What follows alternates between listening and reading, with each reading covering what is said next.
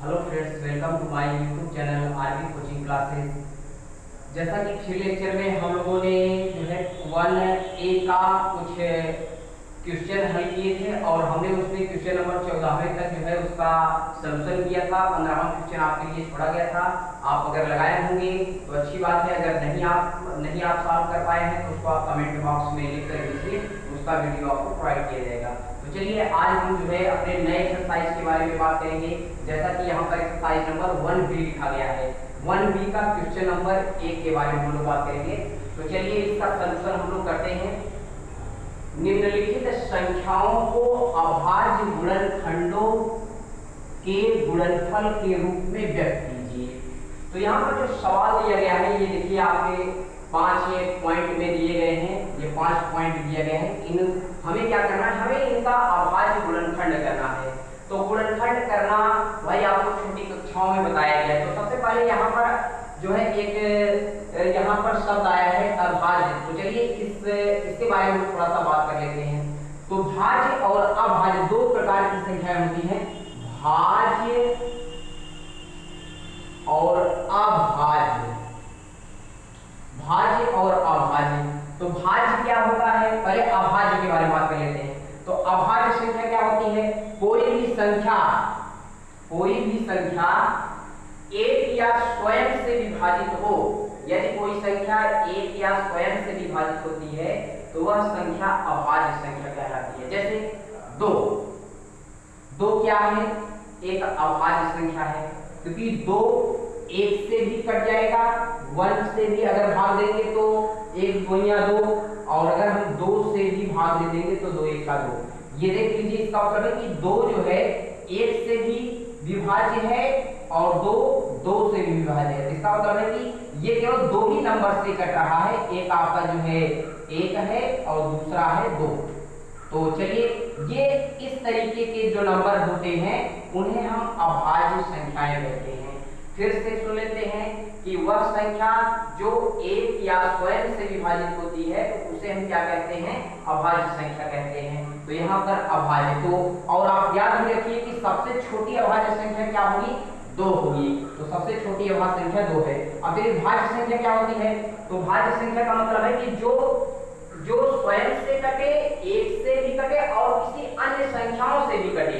इसका मतलब हम कह सकते हैं कि किसी भी नंबर का 2 से ज्यादा अगर फैक्टर हो, 2 से ज्यादा फैक्टर हो तो हम कह सकते हैं कि वो आपका क्या होगा, भाज्य संख्या। जैसे मान लेते हैं 4 का फैक्टर कौन कौन हो सकता है, 1 से भी विभाजित हो सकता है, 2 से भी हो सकता है, 4 से भी हो सकता है। इसका मतलब है 4 आपका अभाज्य संख्या नहीं, भाज्य संख्या है, क्योंकि 2 से ज्यादा फैक्टर, क्योंकि ये 1 और स्वयं से कटने के अलावा 2 से भी कट रहा है। इसका मतलब ये आपका क्या हो जाएगा, भाज्य संख्या हो जाएगी। तो भाज्य और अभाज्य आप इन दोनों बातों को अच्छे से याद रखेंगे। तो चलिए अब हम अपने सवाल पे चलते हैं। यहाँ पे दिए गए 140, 156, 3825, 5005, 7429 दिया गया है। तो हमें इनका फैक्टर करना है। तो चलिए हम पहला क्वेश्चन का जो है पॉइंट नंबर 1 को सॉल्व करते हैं। 140 हमें इसको अभाज्य गुणनखंडों के रूप में लिखना है। तो चलिए लिखते हैं। तो बगल में हम क्या करेंगे, पहले फैक्टर कर लेते हैं। बगल में हम पहले फैक्टर कर लेते हैं। 140 का फैक्टर हम करेंगे तो भाई ये 2 से पहले डिविजिबल होगा, क्योंकि यहाँ पर जो है इकाई का स्थान पर भाई शून्य है, ये 2 से डिविजिबल होगा। 2 सते 14 और ये 0 हो जाएगा, 2 0 में 0। फिर 2 से कटेगा, 2 तिहाई 6 और 2 पचे 10। अब ये कितने से कटेगा, ये भाई आपका 5 से कट जाएगा, 5 सते 35, उसके बाद 7 1 का 7 हो जाएगा। तो हमने जो है 140 का फैक्टर यहाँ पर कर दिया है। फिर से आप देख लीजिए, 2 सते 14, 2 0 में 0, 2 तिहाई 6, 1 बचेगा, 2 पचे 10 हो जाएगा। फिर 5 सते 35, 7 1 का 7 हो जाएगा। तो हम यहाँ पर 140 का जो फैक्टर लिखेंगे वो आएगा 2 मल्टीप्लाई 2 मल्टीप्लाई 5 मल्टीप्लाई 7। थोड़ा सा इसको और अच्छे से लिख देते हैं। तो यहाँ पर हम लिख सकते हैं 2 की पावर 2 भी लिख सकते हैं, क्योंकि यहाँ पर जो है 2 का 2 बार गुणा, इसका मतलब इसको हम पावर में लिख सकते हैं, घात में लिख सकते हैं। तो 2 की पावर 2 गुणे 5 हो गया, गुणे 7 हो गया। ये आपका आंसर हो गया। इसी के रूप में आपको लिखना था। तो चलिए यहाँ पर 156 आपने ये छोड़ा जा रहा है। चलिए क्वेश्चन नंबर 3 पर चलते हैं। तीसरे का सॉल्यूशन आप देखिए ध्यान से, तो हम लिखेंगे 3825, इसका हमें फैक्टर करना है। तो चलिए हम फिर से यहाँ पर रफ कार्य कर लेते हैं। तो मिलेगा 3825, 3825 लिखा है, हमें इसका फैक्टर करना है। तो चलिए देखते हैं कितने कटेगा। तो चलिए ये तो 2 से नहीं डिविजिबल हो क्योंकि इकाई के स्थान पर 5 है। तो भाई थोड़ा सा इसको हम देखते हैं कि क्या 3 से डिविजिबल है। तो 3 की डिविजिबिलिटी जो होती है वो होती है कि सभी अंकों को हम जोड़ लेते हैं, सभी अंकों को जोड़ लेते हैं। अगर सभी अंकों को जोड़ने के बाद अगर वह संख्या 3 से विभाज्य होगी तो यह दी गई पूरी संख्या 3 से विभाज्य होगी। तो चलिए चेक करते हैं। 8 3 11, 11 और 5 16, 16 और 2 18 हो जाएगा भाई। 18 3 से डिविजिबल है भाई, 3 6 18। इसका मतलब है कि भाई सभी अंकों के योग जो है 3 से डिविजिबल है, इसीलिए हमारा ये भी 3 से डिविजिबल होगा, ये पूरी संख्या 3 से डिविजिबल होगी। तो चलिए हम 3 से देखते हैं। यहाँ पर 3 1 का 3, 3 दूनी 6 और यहाँ पे 3 सते 21 हो जाएगा क्योंकि यहाँ पर 2 होगा 22 हो जाएगा। 3 सते 21 और 3 पचे 15 हो जाएगा। चलिए ये पहला डिविजिबल हो गया। अब चलिए हम देखते हैं कि अब किससे कटेगा। तो फिर से हम क्या करते हैं, देखते हैं कि अंकों को जोड़ लेते हैं। अगर 3 से विभाज्य हो 3 से कटेगा, नहीं तो आगे चलते हैं। 2 1 3 हो गया, 7 3 10 5 15। इसका मतलब है कि ये 15 आ गया, तो 3 से डिविजिबल है, इसलिए पूरी संख्या 3 से डिविजिबल होगी। तो चलिए 3 से कर लेते हैं। तो आ जाएगा 3 चौक 12 और 3 दूनी 6 और 3 पचे 15 हो जाएगा। चलिए आगे चलते हैं। अब यहाँ पर इकाई के स्थान पर 5, क्योंकि अब 3 से डिविजिबल नहीं होगा, थोड़ा चेक कर लेते हैं। 4 2 6 6 5 गया, 3 से डिविजिबल नहीं होगा। तो चलिए हम 5 से डिविजिबल, क्योंकि इकाई के स्थान पर जब 5 होता है तो वो आपका क्या होता है, 5 से विभाज्य होता है। तो 5 से कर लेते हैं। 5 5 8 40 होगा और 5 पचे 25 हो जाएगा। अब कितने से कटेगा, फिर से 5 से कटेगा, तो 5 ले लेते हैं। 5 1 का 5 और 5 7 35, लास्ट में आपका 17 है। तो भाई 17 आपका क्या है, ऑड नंबर है, तो इसका मतलब है 17 1 17 से ही कटेगा, तो 17 हो गया। तो हमें मिला है भाई क्या फैक्टर में, 3 मल्टीप्लाई 3 मल्टीप्लाई 5 मल्टीप्लाई 5 और मल्टीप्लाई 17। थोड़ा इसको अच्छे से लिख देते हैं भाई। 3 की पावर 2 लिख सकते हैं, 5 की पावर 2 लिख सकते हैं, मल्टीप्लाई 17 कर सकते हैं। ये इसका आंसर होगा, ये इसका आंसर हो जाएगा। तो चलिए एक और कर लेते हैं। चौथा 5005 है, इसका डिविजिबल किस तरीके से होगा, चलिए देखते हैं। इसका फैक्टर किस तरीके से करेंगे। तो 5005 है, तो पहले हम 5 से ही काट देते हैं इसको। 5 से 5 1 का 5 5 0 0 5 0 0 5 1 का 5। अब ये कितने से कटेगा, चलिए 2 से तो कटेगा नहीं, 3 से भी नहीं कटेगा, 5 से भी नहीं कटेगा। तो चलिए 7 हम चेक कर लेते हैं, देखते हैं 7 से कट रहा है कि नहीं। 7 1 का 7 हो जाएगा, बचेगा भाई 7 3 10, 3 बचेगा 30 हो गया। 7 चौक 28 कर लेते हैं, 28, फिर 2 बचेगा 1 हो जाएगा 21, 7 3 21। इसका मतलब है कि ये 7 से कट गया भाई।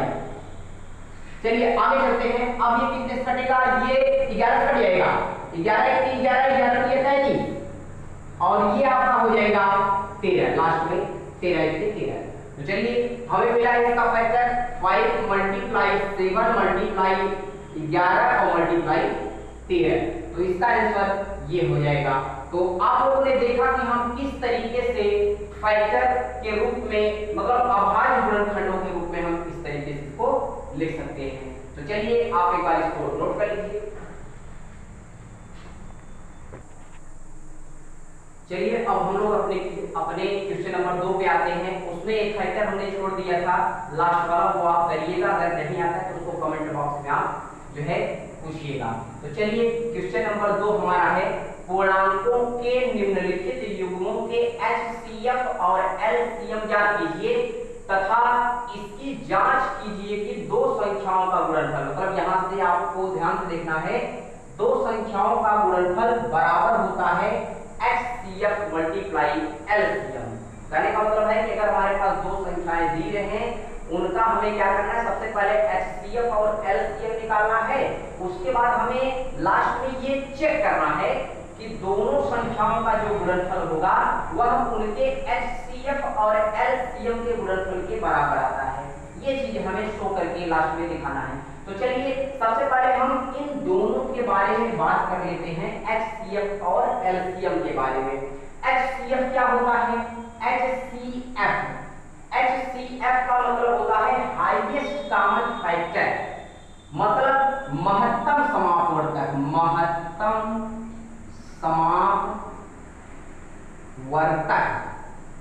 समापवर्तक। और LCM का जो मतलब होता है वो होता है लोवेस्ट कॉमन मल्टीपल होता है, अंग्रेजी में लोवेस्ट कॉमन मल्टीपल। तो इसका मतलब हो गया कि लघुत्तम समापवर्ग होता है, इसकी हिंदी होती है लघुत्तम समापवर्त्य होता है। थोड़ा सा दोनों में अंतर आप देख लीजिए, यहाँ पर समापवर्तक लिखा गया है, यहाँ पे समापवर्ग लिखा गया है, दोनों में बड़ा ही अंतर है। तो चलिए थोड़ा सा इसको देख लेते हैं। यहाँ पर अपवर्तक और अपवर्त्य आ रहे हैं, इसका मतलब इन दोनों में कुछ ना कुछ तो डिफरेंट जरूर होगा, डिफरेंस।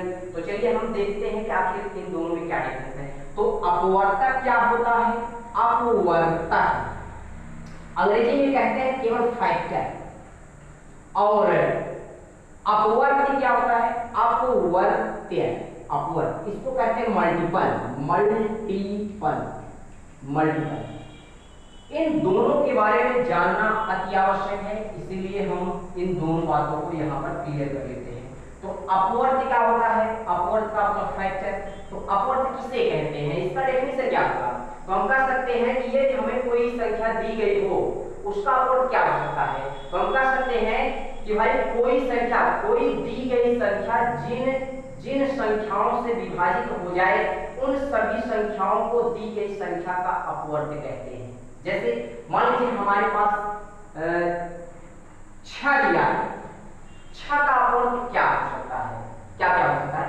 सॉरी, अपवर्तक क्या हो सकता है? पहले हम अपवर्तक के बारे में बात करते हैं। तो अपवर्तक क्या होगा? अपवर्तक इसका क्या होगा? हमने बताया कि भाई कोई संख्या जिन संख्याओं से विभाजित होता है उसी को हम उसका अपवर्तक कहते हैं। तो इसका मतलब है कि ये 1 से भी कटेगा, 2 से भी कटेगा, 3 से भी कटेगा और भाई 6 से भी कटेगा। इसका मतलब है कि 1 2 3 6 इन सभी नंबर से ये आपका जो है डिविजिबल होगा। इसका मतलब है कि इसका अपवर्तक क्या होगा? ये 4 अपवर्तक आपको दिख रहे हैं। 4 के अलावा कोई अपवर्तक ऐसा नहीं है जो इसको विभाजित करेगा। 4 से नहीं कटेगा, 9 से नहीं कटेगा, इसका मतलब 6 केवल इन्हीं लोगों से विभाजित हो सकता है, इसीलिए इन नंबरों को हम इसका अपवर्तक कहेंगे। बात समझ में आ गई? चलिए एक और एग्जांपल लेते हैं। मान लीजिए हमारे पास 18 है, तो 18 का क्या होगा? 1 से कटेगा, 2 से भी कटेगा, 3 6 का 18 होता है, 4 से नहीं कटेगा, 6 3 का 18 होता है, 9 2 18 होता है, उसके बाद 18 से ही कटेगा। और कोई ऐसा नंबर नहीं जो भाई 18 को विभाजित कर दे। 1 से कटेगा, 2 से भी कटेगा, 4 से नहीं कटेगा, ये 3 से कटेगा, 3 6 का 18, 6 3 का 18 होता है, 9 2 18 होता है, 18 के 18 हो जाएगा। तो ये इसका अपवर्तक हो गया, मतलब ये सभी जो है इसके अपवर्तक हो गए। तो इस तरीके से हम संख्याओं का अपवर्तक निकालते हैं। चलिए अब अपवर्त्य निकालेंगे। अपवर्त्य क्या होते हैं? चलिए अपवर्त्य, जैसे मान लीजिए हमें 3 का अपवर्त्य निकालना है, तो पहले तो हम अपवर्त्य की डेफिनेशन जब जानते रहेंगे तभी तो लिख पाएंगे। तो अपवर्त्य की जो डेफिनेशन होती है, अपवर्त्य किसे कहते हैं? हम कह सकते हैं भाई कि यदि किसी दी गई संख्या का, यदि किसी दी गई संख्या को क्रमशः प्राकृतिक संख्या में गुणा कराते चले जाएं, तो उनसे प्राप्त जितनी भी संख्याएं होंगी वो दी गई संख्या का अपवर्त्य होगा। जैसे हमने यहाँ पर कहा कि भाई किसी भी दी गई संख्या को अगर हम क्रमशः किसमें गुणा करा रहे हैं? प्राकृतिक संख्या में। तो हमारा प्राकृतिक संख्या है क्या? 1 2 3 4 डॉट डॉट, भाई इनफाइनाइट तक होगा। प्राकृतिक संख्या इनफाइनाइट तक होती है, 1 से लेकर के इनफाइनाइट तक होती है। तो हमें हम इनका जो है इसी में क्रमशः गुणा कराते चले जाते हैं। चलिए 3 एक का 3, 3 दूनी 6, 3 त्रिका 9, 3 चौक 12, 3 पचे 15। इस तरीके से इसका मतलब है कि ये अनंत तक आएंगी, है कि नहीं। 3 का जो अपवर्त्य होगा वो यही सब आएगी। क्रमशः हमें इसी में गुणा कराना है, 1 2 3 4 इस तरीके से डाटा डिवाइड हमें 3 का गुणा कराना है। तो 3 एक का 3, 3 दूनी 6, 3 त्रिका 9, 3 चौक 12, 3 पचे 15, 3 छक 18। इस तरीके से बहुत सी संख्या आएंगी। तो ये सभी जितने भी संख्या गुणा कराने की बात आपको मिल रही है, यही दी गई संख्या का क्या होगा, अपवर्त्य होगा। तो आप दोनों को ध्यान से समझिए और दोनों में अब अंतर को हम देखते हैं, दोनों में क्या क्या अंतर हो सकता है। तो अंतर आप देख लीजिए, बहुत ही इसमें माइनस का डिफरेंस है। तो यहाँ पर देख लीजिए, यहाँ पर इनकी संख्याएं जो होंगी सीमित होंगी। आप इसको गिन सकते हैं, भाई इसका 4 अपवर्तक होगा, इसका 1 2 3 4 5 6 अपवर्तक होगा। लेकिन किसी संख्या का जो अपवर्त्य होगा वो तो भाई इनफाइनाइट होगा, कोई भी नंबर हो उसका अपवर्त्य आपका क्या होगा, इनफाइनाइट होगा। तो चलिए इन दोनों के बारे में हम लोगों ने अच्छे से डिस्कशन कर लिया है और आपको अच्छे से समझ में भी आ गया होगा। अब हम चलते हैं HCF और LCM निकालने के लिए हम अभाज्य गुणनखंड विधि का इस्तेमाल करेंगे।